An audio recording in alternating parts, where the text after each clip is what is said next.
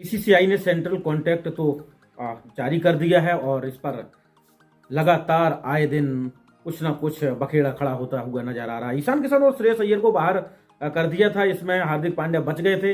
अब सवाल ये हो रहा है कि जिसने इतना बेहतर वर्ल्ड कप में खेला हो, किसी का नाम मत लीजिए, आप ऐसे सोच करके देखिए। ये एक प्लेयर है, वो कोई भी हो सकता है, वर्ल्ड कप में बहुत बेहतर खेला है, 500 से अधिक रन किए हैं और पूरी तरीके से फिट ना होते हुए खेलता हुआ नजर आया है और सेमीफाइनल में शतक भी लगाया। और उसके बाद बहुत सारे ऐसे प्लेयर होते हैं उस वर्ल्ड कप टूर्नामेंट में कि ज़्यादातर रेस्ट ले लेते हैं, वो रेस्ट ले लेते हैं, लेकिन वो बंदा रेस्ट नहीं लेता है। ऑस्ट्रेलिया के साथ T20 सीरीज खेलता है, फिर अफ्रीका चला जाता है, फिर आकर के इंग्लैंड से टेस्ट श्रृंखला खेलता है और लेकिन टेस्ट सीरीज में उसका प्रदर्शन उतना अच्छा नहीं रहता, जिस वजह से कयास लगाए जा रहे थे वो बाहर हुआ और वो फिर एक शिकायत दर्ज करता है कि मेरी पीठ में दर्द है और टीम से नाम वापस ले लेता है। टीम से नाम वापस ले लेता है और भी इसमें ईशान किशन का नाम आता है कि उसने किस तरीके से राहुल द्रविड़ की बात नहीं मानी। लेकिन जिसकी मैं अभी बात बता रहा था वो था श्रेयस अय्यर। उसने इतना सब कुछ किया, वर्ल्ड कप में जाकर के खेला और अफ्रीका जाकर के गया खेला, ऑस्ट्रेलिया के साथ T20 सीरीज खेली, फिर इंग्लैंड से टेस्ट सीरीज खेली।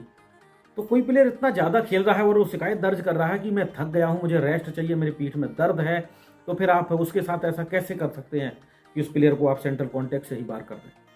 और जबकि ये एक बंदा एक ऐसा भी है, हार्दिक पांड्या, जो सिर्फ T20 लीग ही खेलना चाहता है, खासतौर से IPL।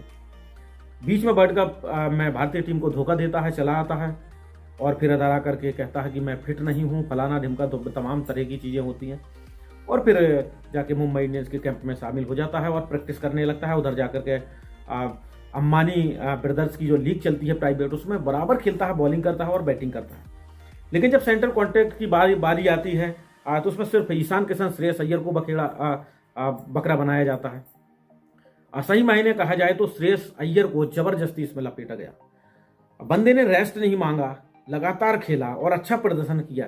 और टेस्ट में उसका थोड़ा सा कुछ भी मान लें, उसको चोटिल मान लें, या फिर वो उसकी फॉर्म खराब थी, टीम से बाहर होने का डर था, लेकिन वो खुद बाहर हुआ। और आप कह रहे जा करके आप डोमेस्टिक खेलिए, तब आपका चयन होगा भारतीय टीम के लिए, और आपने सेंट्रल कॉन्ट्रैक्ट से बाहर कर दिया। ठीक है, ये सभी के लिए मापदंड होने चाहिए, वो चाहे रोहित शर्मा हो, विराट कोहली हो। विराट कोहली भी तो इतने दिन से छुट्टियों पर है। मैं नहीं कहता कि विराट कोहली के साथ ऐसा होना चाहिए, लेकिन एक बात, विराट कोहली भी तो चल रहा है उधर। और हार्दिक पांड्या पर आप देखिए आप क्या कर रहे हैं। उसको बोल दिया कि चल ठीक है, तेरा T20 तुझे नहीं खेलना है तो कोई बात ना, और जो व्हाइट बॉल से अब जो लीग होगा डोमेस्टिक, उसे तुझे खेलनी पड़ेगी, और नहीं खेलेगा तो फिर सेंट्रल कॉन्ट्रैक्ट से बाहर कर दिया जाएगा। वो आगे है, होगा क्या कुछ होगा वो तो नहीं, लेकिन जो आज हुआ वो बिल्कुल भी गलत हुआ है। श्रेयस अय्यर के साथ बहुत ज़्यादा दोस्तों गलत हुआ है। यानी कि सबके लिए अलग मापदंड, हर प्लेयर का नाम देख करके उसके हिसाब से मापदंड आप बना रहे हैं। आप भी बताइएगा इस तरीके से क्या किसी के साथ होना चाहिए। आजकल के जो क्रिकेट फॉलोअर्स हैं, जो लगातार क्रिकेट को फॉलो करते हैं, देखते हैं, आज क्रिकेट की समझ हर किसी को हो गई है और सबको ये इस बात को समझने लगा कि कहाँ गलत हो रहा, कहाँ सही हो रहा। और उधर आप देखें तो कुलदीप यादव का, उसका भी मैं बार बार जिक्र करता हूँ, उसका ग्रेड देखिए कहाँ पर है, वो किस ग्रेड के लायक है। ग्रेड A में होना चाहिए, ग्रेड B में आप उसे डाले हुए हैं। तीनों फॉर्मेट बंदा खेलता है। तो ये सारी चीज़ें जो हुई हैं लगातार बढ़ती हुई चली जा रही है। KL राहुल का नाम आप देखिए, KL राहुल भी तो यही कर रहा है, लेकिन उसके साथ आपने क्या किया? कुछ नहीं, बाकायदा बना हुआ है टीम में। वो भी अमेरिका गया था, उसके पास साथ भी कुछ प्रॉब्लम थी, इंजेक्शन उसने भी लिए थे, और वर्ल्ड कप में श्रेयस अय्यर ने इंजेक्शन लेकर के खेला टीम के लिए, टीम की ज़रूरत थी। ये सारी चीज़ें हुई हैं जो नहीं होनी चाहिए। तो कुछ ना कुछ तो BCCI में गड़बड़ चल रहा है।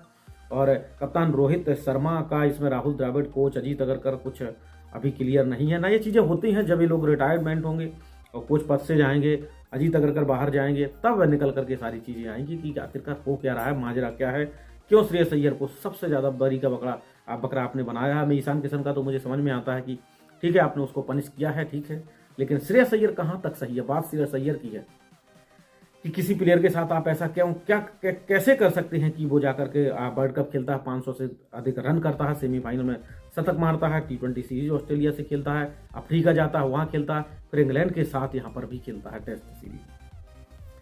वो भी इंसान है, वो कोई मशीन नहीं है।